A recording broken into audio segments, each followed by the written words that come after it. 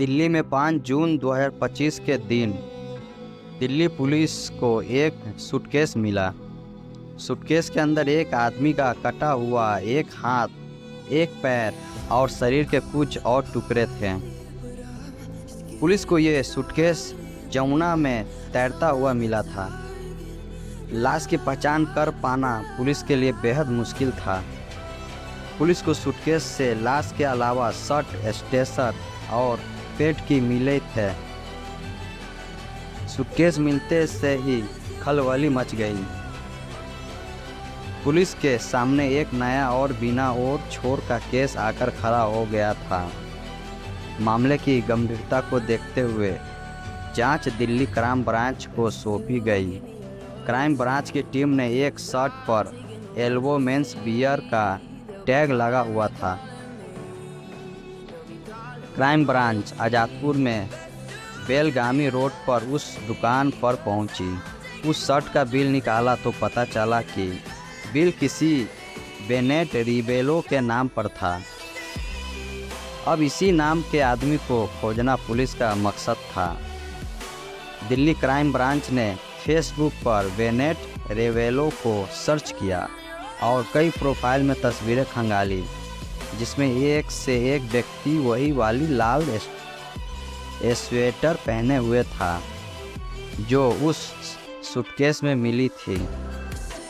इस तस्वीर से कंफर्म हो गया कि ये वही बेनेट रिबेलो है। फेसबुक आईडी से पता चला कि वो म्यूजियम था और गिटार बजाता था। उसने अपने फेसबुक अकाउंट पर अपना विजिटिंग कार्ड भी अपलोड किया था। कार्ड पर लिखे पते पर पुलिस पहुंची। देखा कि घर पर ताला लगा हुआ है। पूछताछ करने पर पता चला कि किसी ने भी बेनेट को पिछले कुछ दिनों से देखा ही नहीं था। पड़ोसी से पूछताछ करने पर उसकी गोद ली हुई बेटी राधा बेनेट रिबेलो के बारे में पता चला। पड़ोसी ने बताया कि यहाँ वे अपनी गोद ली हुई 18 वर्षीय बेटी के साथ रहते थे। पुलिस ने उसका नंबर हासिल किया और 7 जून के दिन बेनेट रिबेलो की हत्या के शक में बेनेट की गोद ली हुई बेटी और उसके बॉयफ्रेंड को गिरफ्तार कर लिया। लड़की 18 साल की है और लड़का 16 साल का। पूछताछ करने पर दोनों ने बेनेट की हत्या करने की बात कबूल कर ली। एक गोद ली हुई बेटी ने ही अपने प्रेमी के साथ मिलकर अपने ही पिता की हत्या कर उसके कई टुकड़ों कर डाले थे। गिरफ्तार बेटी ने पुलिस के समक्ष अपना जुर्म स्वीकार करते हुए कहा कि उसे अपने किए पर कोई अफसोस नहीं है। उसकी लड़की ने हत्या की जो वजह बताई उसे जानकर पुलिस भी दंग रह गई। बेनेट अपने घर पर अकेला रहता था। 2 शादियां की थी, लेकिन दोनों पत्नियों से अलग हो चुका था।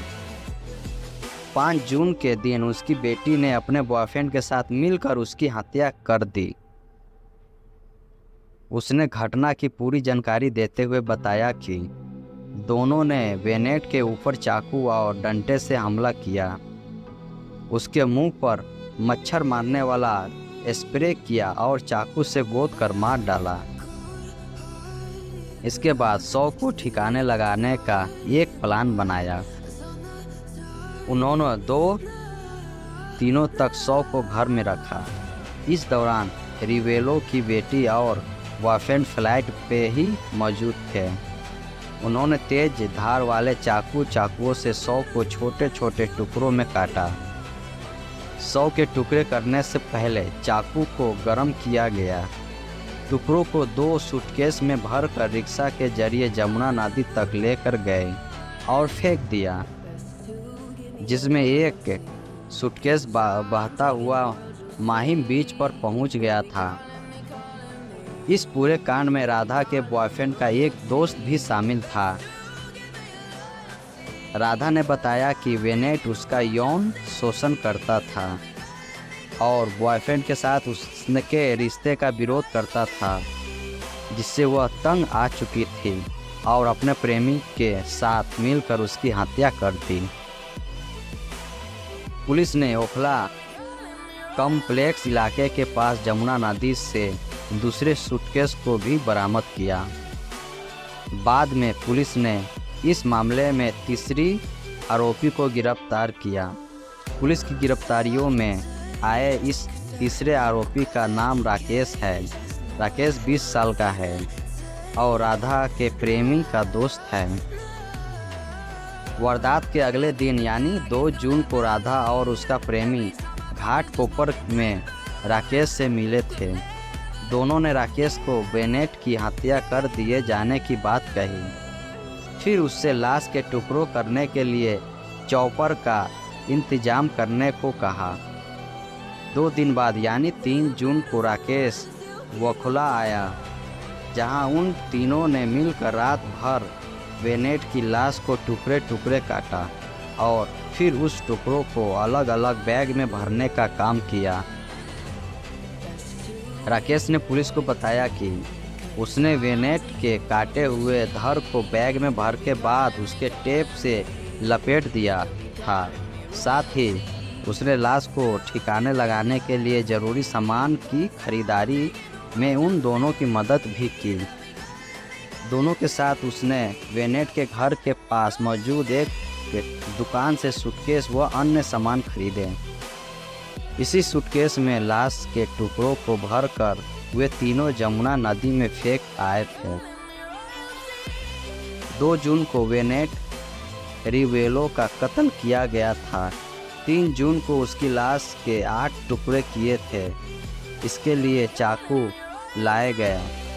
रिवेलो के किचन में इन चाकुओं को गैस चूल्हे से गर्म कर उसके शरीर के अलग अलग हिस्से को काट गया। कुछ हिस्सों को एक सूटकेस में रखा गया।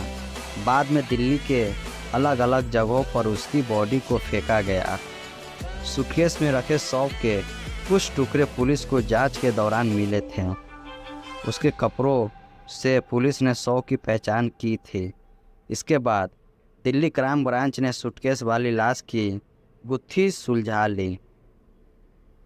आज की यह हिंदी क्राइम कहानी आपको कैसी लगी? आप कमेंट बॉक्स में अपने विचार लिख सकते हैं।